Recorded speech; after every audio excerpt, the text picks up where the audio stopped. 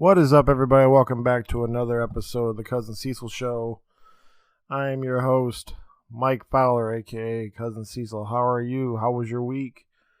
Did you have a good one? Did you feel like you're the best in the world for a little AEW little innuendo I just said right there? Because shockingly, CM Punk is back into wrestling, and he's in with AEW. And seems like it's gonna be like a more than part time and probably not as full time, but they say he's full time there. And it was a pretty amazing show to see on Rampage on Friday night. The reason I'm kind of also hinting at this is because I've also apparently I'm going to be doing a weekly AEW review kind of podcast on YouTube with this gentleman named The Doc, who his YouTube channel is Barb Wire Bite. He also goes by Hardcore Grave or at Hardcore Grave on Twitter, but he just does he's obviously wrestling focused, and he was looking for a guy, and it was kind of flagged to come over and try it out. We did one episode. It seems fun, but yeah, we'll be about probably every weekend. You'll see a new video on there, just more promoting it.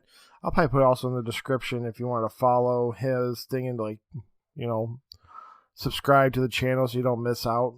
There's a good time to jump in, especially since AEW is getting a lot of big names coming. But I digress. That's another thing, not another time. What have I been doing this week? It's been pretty good, and then more just hustle and bustle of work. I've been getting a hang of it. It's not that bad. What have I been playing?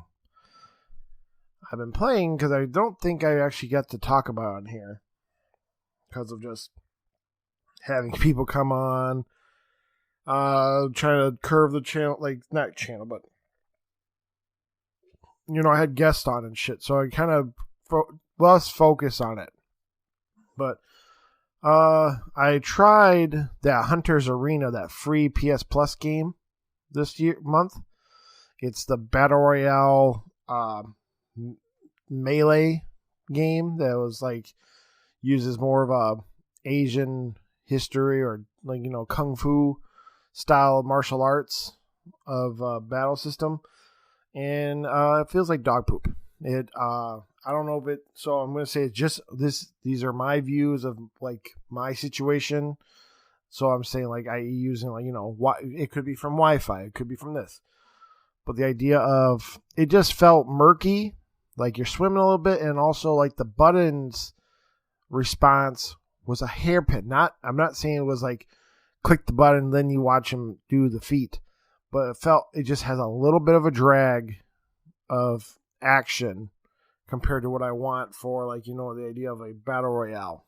So again, that could be from your internet feed, lag, all that stuff. So I'm just saying, for my experience, it was just a little rough, and I'm just not into it. And then I guess we'll see here. I just started. I got it today. I sound like a poor bastard, but I am. I went to the store and I had a bag of change, did a Coinstar towards GameStop, since Coinstar does you can have them do your coins, and then you can do a e-card, a fake gift card, and it doesn't take your charge. But so I got $23 of change out of my car's this little Ziploc bag I keep in my car for this in particular time. And then I went and got Ghost of Tsushima, the Director's Cuts upgrade expansion for $30. And I'm a couple dollars away from. I was going to get Hades as well, but that's another story for. I'm waiting for. I need to go to my bank to put some money in my debit card. But my personal opinion of Ghost of Tsushima's the Isle of Ikea or whatever it's fucking called. I think it's okay. I honestly, I ain't gonna lie, if you are listening to the show and you, well, no, because it's on the PS4 too. But if you have it on if you have a PS4, I would say pick it up because I believe it's only $20 for an expansion for your already owned game. If you have a PS5, like I do, I'm going to be probably the only one in a little stretch of people talking about this. I'm going to say wait. My personal opinion is that I think you should wait for a discount, or I think you should wait for a discount, I guess, period. I think I'm having a really sour taste about that $30 price tag for this game, for this expansion on PS5. I think $20 is a real sweet spot for this expansion because it just feels, because I ain't gonna lie, I've only did I basically got to download the thing, auto pop my platinum, thanks to finding out yes and no. You just have to have the PS5 thing. It doesn't do that weird old style of the Spider-Man one that you have to hit the button and say transfer. Okay, transfer successful. Then you go to the thing. No, it knows that it does a better system of transferring your saves. You just need to have the PS5 version of it downloaded. Okay, and then I got onto Ika Island, and I got this is a slight spoilers from the beginning, but obviously it's just how it is. I went up to the first Mongolian territory, which you're technically, I believe, are supposed to lose to start the story. And then I also did a side mission, like the side thing with your horse to learn a special attack with your horse when you're riding on it. But my personal opinion is I think you should wait because of things I've seen from other people. Because hear me out what I'm going to say. I saw that they have a lot of PlayStation Easter eggs in this. And I know that we'll figure it out by the time I'm done.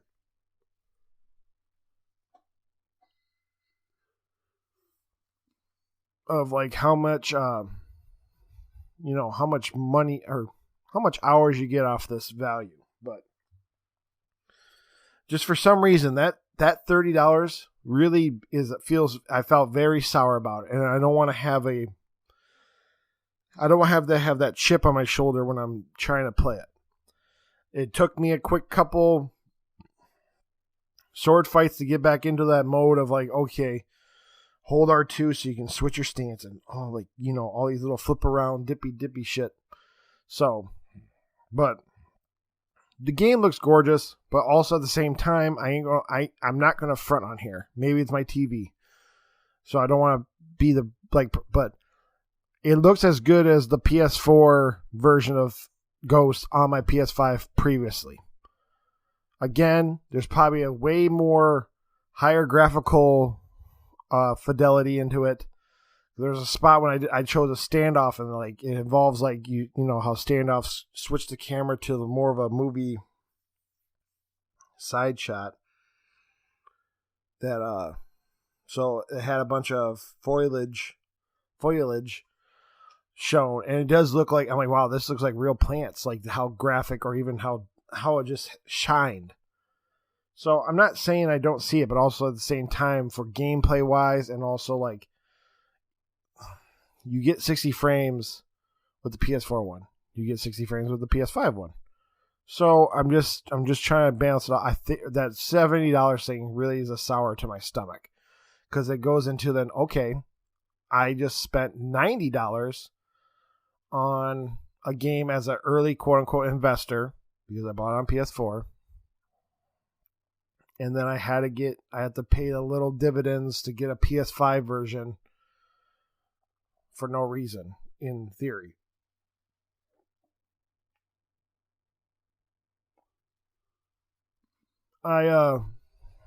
So again, that is my opinion about it, but also, like, I'm just being honest. I think you should just wait. They've done a lot more things to, if you want to play some Ghosts. Like, if I would say wait, and just wait also for that the Legends standalone, like I don't want to call, they're the wrong names, but like the direct, the square. So it's just, you just hit the button and you're going straight to Ghost of Tsushima Legends. I'd honestly wait for that if you're a little down on, like, you wanted to play something. But back to that PlayStation thing, because I forgot I even mentioned it.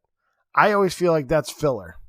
Oh, you're making me pay $20 so you can just put a hand on a tree, or you gave me the Shadow of Colossus helmet. It just feels like you just gave me Easter eggs for no reason, when there's a lot of history or lore you could probably do with that region of Japan. But again, I'm trying my best because I want to like it, but I'm just being honest. I think it could have been a wait. I think I should have picked Hades before buying the island. Like, I should have flip-flopped my decisions. But again, it is what it is. I got a free platinum. So I've spent for, well, that's where it gets into too. I've spent for less money and got worser games just to get an easy platinum. So, you know what I'm saying? So it's a double-edged sword I'm standing on. But yeah, how about we also can do a quick fire of because I have been missing out on to review some comic book that I just haven't, because again, I don't want to, like, I'll have Delvin or Chalfie sit through me explaining a goddamn comic, but I had Purple Monkey and shit. I don't want to sit them around and say, listen to this idea of a book that you don't even know about. But we'll get into this one of a quick fire review of the first one is By the Horns number 4. And then it was, hold on one second. There it is. Let's do it was written by Marki-san Naso, and the artist and colorist is Jason Murr. And it's obviously, we've done issue 2 and 3 before in reviews. And here's the little sample. Elodie and her team locks horns with the volcanic sorcerer, Pazuzunak. Meanwhile, Haru and the villagers of Wayfarer are attacked by the Wizard of the Western Winds, who means to take all their magic by force. Long story short, I am giving this a 4 out of 5. I think it did a really good job still. And then it was a really good, well done. It was a real good, that, and then also, like, I'm more excited to not announce me, but they got the green light that By the Horns is now going to be an ongoing series. So it's going to go past issue 8 or issue, the amount of issues they're allowed to have. And then also, if you like By the Horns, this Wednesday, there's a bonus episode coming out where I talk to the author. And again, they're just Scout Comic authors are just very nice. They say yes to coming on the interview. So there's no favoritism for me reviewing them either. Just my opinion on them. And then another one is this one is I actually really enjoy. It's from the Black Caravan side of Scout, kind of the ones who did Cherry Blackheart. But Count Draco Knuckle Duster by writer Joseph Schmackel, same guy, and Peter Gurar, and then it was drawn by Joseph. Again, here's a little synopsis. Black Caravan imprint. The curse of the cryptocrystalline stone continues in 2021. Follow the cosmic ghoul warrior and young psychic Asil Erglo as they embark on the next chapter of the adventure that will take them from the vastness of the void to the depths of the aquatic moon, crawling with fantastic creatures. That this action-packed tale of sinister celestial sorcery continues, this time told from behind the mask of the mysterious and malevolent Count Draco Knuckleduster and his cybernetic chrononautical exosuit. Can the curse be broken in time, or is it already too late? All right, so I ain't gonna lie. I'm gonna break this one down a little bit more. I did not know when I read this was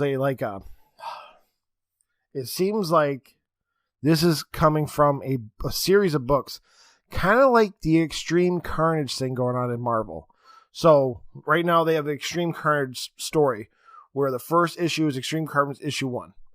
But then part 2 of it is under the name Extreme Carnage Scream issue 1.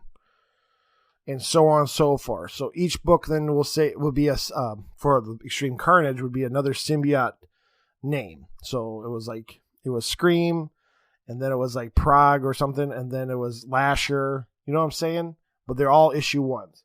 So Count Draco, I believe, is that same idea. When I read it, I did not know it was a second part, because I was about to give this thing a really good score, like a 4 point. I'm going to give it a 4.5 out of 5. I like that over the top, how you just heard me break down a paragraph that I did not know how to spell or even pronounce, which is usual. But the idea of they double down into this creepy techno sorcery, and it was really a cool read. And Joseph Smackle does a really good job of drawing that. It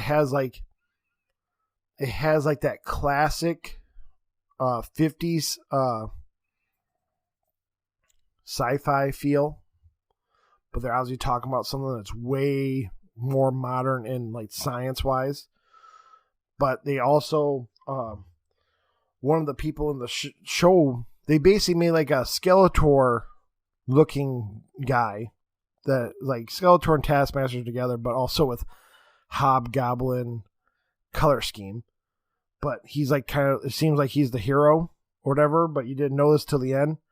But it's just some over the top, like it's like him with like 50s vibe coloring. It just was a really good read, and I'd recommend it. And also, like, they doubled down on this idea of trying to be like those 80s action cartoons, where I think that at the end, back of the things talking about, like, oh yeah, the action figure coming, like kind of like a He-Man style. But it had a really great, really good to read, great art, and also it has a really good atmospheric to it, like how I said, like, you know, presenting like a toy and shit at the end. So that's why I gave it a 4.5, and it was really good. And then basically, that's basically it for this week, because I also don't want to, well, I guess I'll be fair. I also got a book from them from the Scoot side, because Scout Comics has a bunch of other ones under their umbrella, like kind of like a Black Caravan. This one's called Stanley the Snowman, issue 1. In my personal opinion, I'm going to give it a 2 out of 5. And then we'll also give you that little paragraph that I always do. Stanley the Snowman. Scoot imprint. Cool down from the summer heat with an uplifting Christmas in July special. Jenny Rose is a bit of a loner. She's not into dolls, the latest cell phones, or coolest games. She loves spending time with her family and learning about their traditions from her grandfather. He passes on to her secret ritual that only one family member in the generation can do, bringing Stanley the Snowman to life. Stanley is a magical snowman, the embodiment of holiday spirit and their family's history. After months of preparation, the night finally arrives, but things don't go exactly as planned. My personal opinion, like I said, 2 out of 5. It's just not my style, and honestly, it's not about what it's writing about. It's about I don't like the style of art. It kind of reminded me of like an anime webtoons, and So the idea of like, it's just not my style of art. And then I said more stuff than I think I picked up on about the real backstory of family in that more than I read in the book. But, and then just, again, it's just more, it is targeted for a younger audience. Obviously, it's called Stainless fucking Snowman. But just my personal opinion, 2 out of 5. But yeah, how about we get into some news? And then honestly, this week is probably more just hot, spicy input takes. I don't really care about the news in particular, because I think it involves a lot more opinionated stuff this week in particular. But this week started off with this little bit of news that came out of who is it? People Can Fly Studios, the guys who made Outriders and published by Square Enix. Long story short, they kind of came out of nowhere and said, hey, we haven't got any money back in royalties or anything from Outriders. One article was hinting that they were trying to hint at it was because of, they're trying to say we haven't got nothing and we think it's because of the Game Pass deal. Other ones try to define it and say as well it's because the game was kind of lackluster, which it was. But this whole fiasco with the Outriders thing kind of opened up this can of worms that I saw a bunch of Twitter space conversations with just PlayStation we'll say it like how it is. Ponies were coming out of the woodwork talking to Xbots, and they were just talking, and then like some of them were civil, some of them were not. But at the end of the day, at this moment in time, the facts are still out there that apparently they have not received any money. But also, the other big part of this story was that the developers have realized that on their next game, they're going to do it. They're going to publish it themselves, so they're not kind of also in the shadows, because all this fiasco could come from Square Enix is technically the one talking to Microsoft. Square Enix is the one that's talking to, I guess, PlayStation or even PC for deals. So if the contract at the end of the day involves Square Enix has to get their money before we get money to People Can Fly, I'm not saying this is right, but that's probably what these articles are going to come out to be. But it is an interesting thought of them expressing these feelings. Is this going to be hesitant for because other bigger AA or small AAAs, because I think we'll call Outriders was a AAA published, but also probably a AA quality of game. Will these be pushed onto Xbox or Game Pass? Because that was the whole initiative that Outriders was said, yep, we're coming to Game Pass first. So it opened up the can of worms of like, oh my God, we're going to get more AAA games on Game Pass. Woo, it's so good. Thank God we haven't had a new game from Microsoft in 900 days. I digress. You know what I mean? It like involves like, or the idea that since Outriders came out, they also made the mentality of some fans to go like, I don't want to buy anything. I'm just waiting for it to come to Game Pass, either day and date or whenever it does. But they weren't going to spend any money towards the developer. That's a conversation. Not saying that's what everybody says. I'm just saying that is a conversation I've heard and also heard multiple times. And then, but my personal opinion is,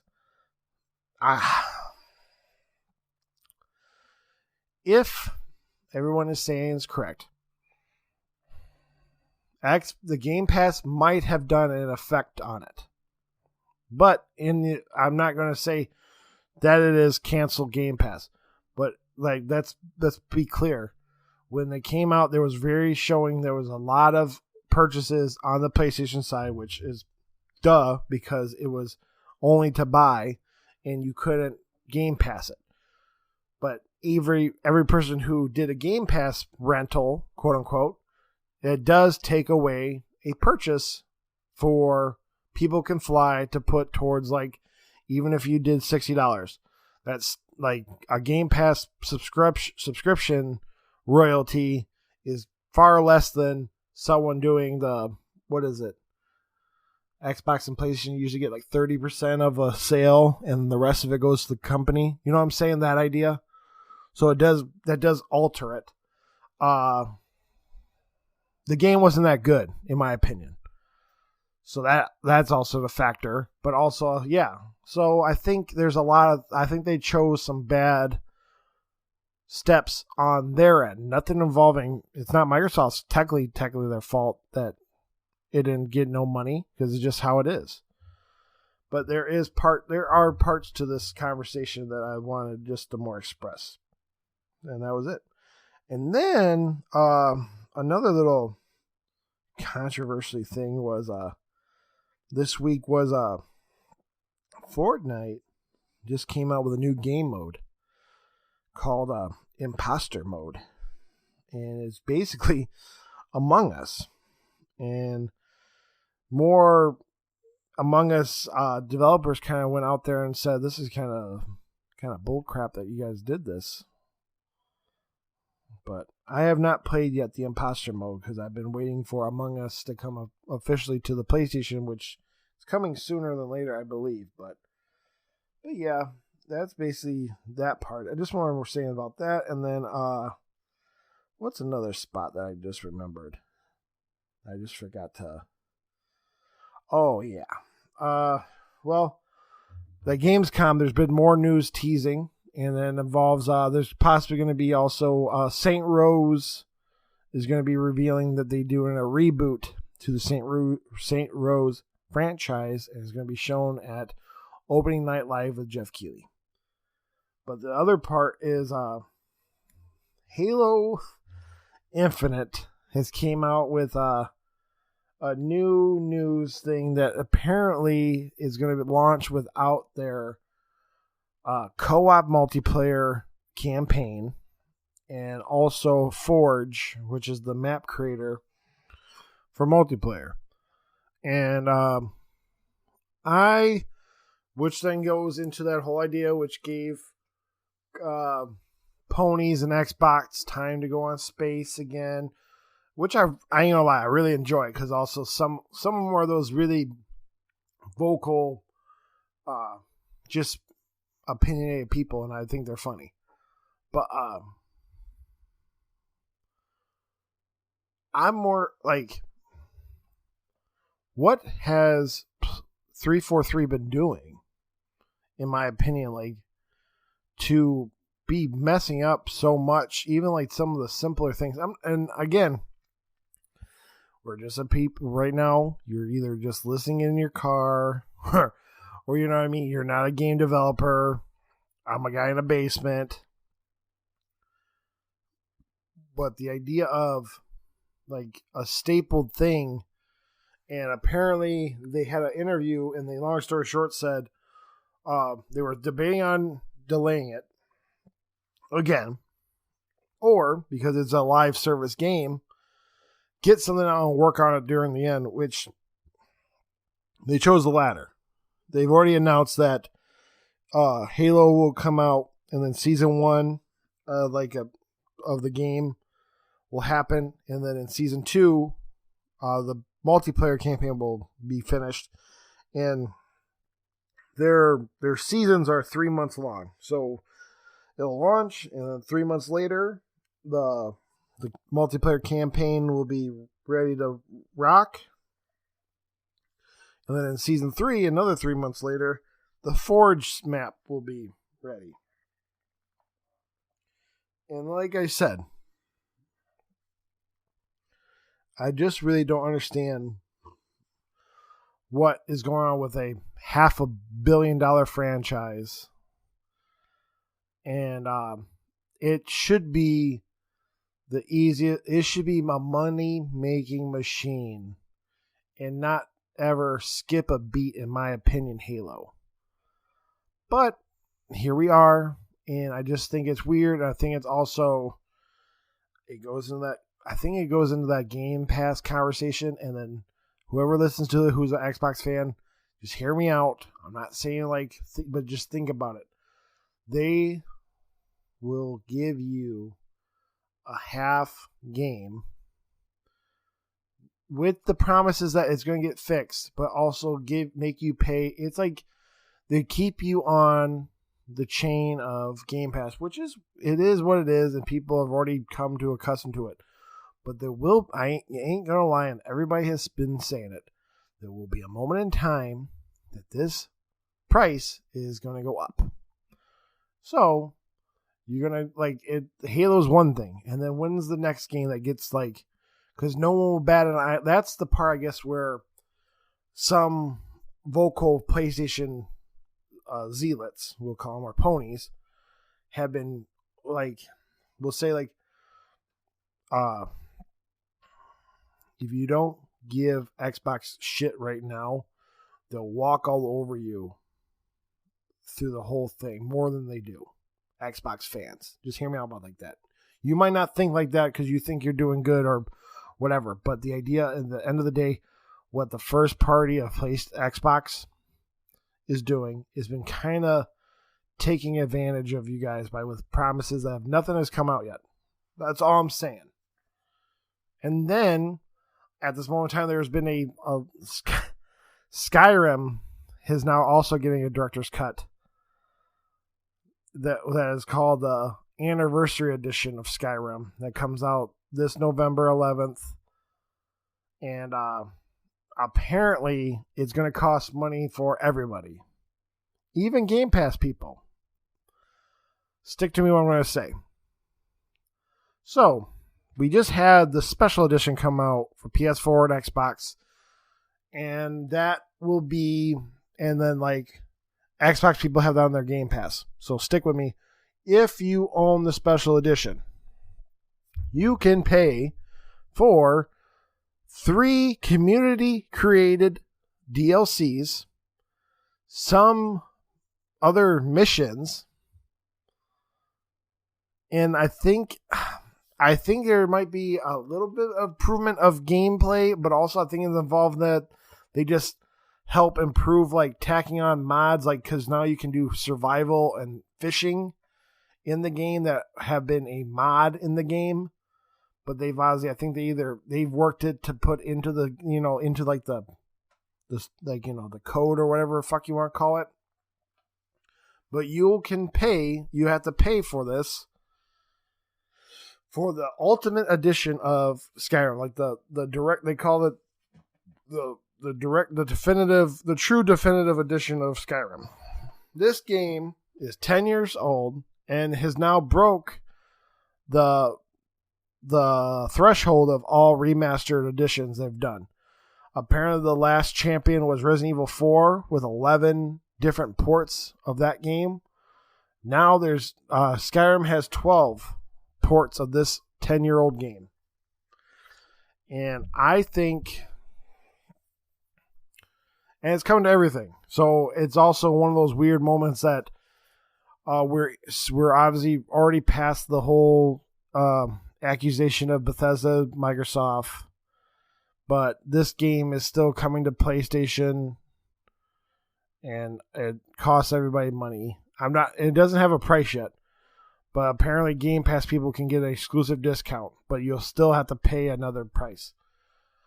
That went into another conversation that happened this week about why does this first part, because now it is first party, why does this first party game have to have Xbox owners pay for it, since that has been their promise about how Game Pass and first party has been working?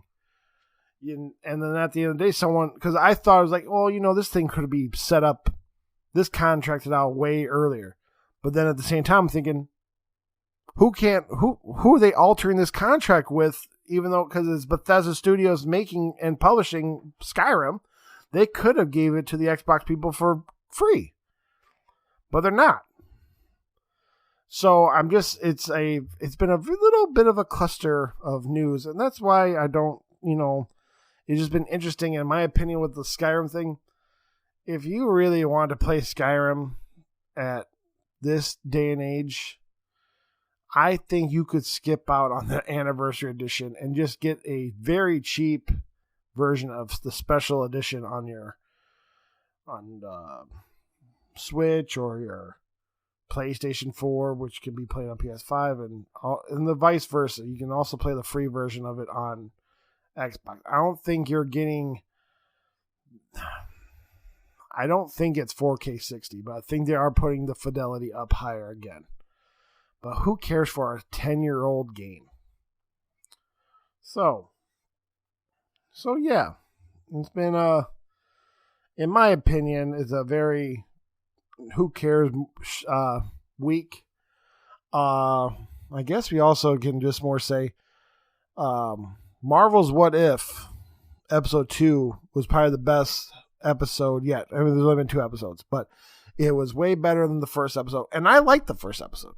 But that second episode, which was Chadwick Boseman's final work, and then it was also his final work as T'Challa for Black Panther, and it was the what if T'Challa was abducted to become Star-Lord instead of Peter Quill, and it was really well, and it went so well. I was hoping that this could be the season, because there's going to be multiple seasons of What If. I was hoping this could be the story that continues through each season, because it was so well and also had the most what's the word? Like different feel. Like we're gonna have Peggy Carter's agent or Captain Carter through multiple seasons, and like they might have the biggest like what if of like things because of spoilers, but it's not talked about in the thing. It's about the chain reaction of the butterfly effect that happens. Like in in the episode 1, she saves Bucky from falling off the train, which then technically there's a ripple effect in my opinion. That means there's no Winter Soldier. That means no Winter Soldier that went and killed Tony Stark's parents. That means there's no technically Iron Man, because then obviously it doesn't keep you going down that path of being a good guy, in my opinion. So, I mean, again, there's some story, but I think the intergalactic fun ride of T'Challa's fucking story was really well done. But yeah, I think we're getting into, there was a Pokemon thing, but honestly, it just means they just said there's going to be special region versions of Pokemon in the Arceus game, and then they said they're going to keep updating Pokemon United, which is the MOBA, which is on Switch, but is also coming to mobile. And I've heard just more people say they want characters that are in the game, but they're only NPCs, and they're like, what the fuck, Pokemon Company? So, but yeah, that's about it for me in my opinion. For music, this is also an interesting thing. I'm picking, I think it involves, after talking to the author of By the Horns, I'm picking Arctic Sleeps in the soundtrack for By the Horns, the comic, because it just seemed it was a really well done doom metal, and it will make sense if you on Wednesday what you're talking about. But Arctic Sleep has made a soundtrack for this book because of what Marky-san said, and what's kind of cool is you can go to their Bandcamp and you can buy a special vinyl, which theirs is a purple vinyl, but also gets an exclusive version of issue 1 of By the Horns. But it's only 2 tracks, but it was really well. I liked it, and but yeah, that album is the hot pick. And then for TV, it is a Psych. It's a movie. I'm picking that Hugh Jackman Reminiscence on the HBO Max, which is obviously one of those, it's in theaters, but also on HBO Max, which was not one of the big ones that they talked about until kind of snuck it in for the schedule. It looks really good. It's a really cool sci-fi, like dreamland story. And then for comics. There's actually a pretty good week for, if you're the big two fans, for some couple number ones, especially in the Marvel realm. I've been looking at, Marvel has Cable Reloaded in issue 1, so a new Cable little series. Darkhawk issue 1. Spider-Man Life Stories, which is probably gonna be pretty good because there's been a current run of Fantastic Four life stories that went from 60s, 70s, 80s. Yeah, they go down the decades. So I'm really interested to hear what the Spider-Man life story is. And then there's one called Winter Guard, issue 1. Image has King Spawn. So another new little series about Spawn. And then for DC, Superman 78, issue 1. And then there's a Superman versus Lobo series that just started. But yeah. If you guys could, it'd be really appreciative if, follow me on Twitter at MikeFowler93. If you're a wrestling fan, check out that Barb Wire Bite. And then look for our, I think we're calling ourselves RTE, review or recapping the Elite. And I guess, like I said, that'll be every weekend. You'll see a new episode come up.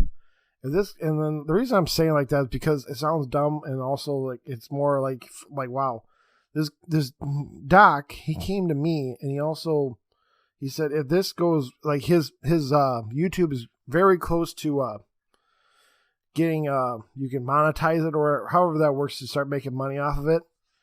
And he just said he came out of nowhere and he said, hey, if you could, like, we could do this, and then he can pay me. So like, it's like an opportunity for me to, succeed more into this thing too.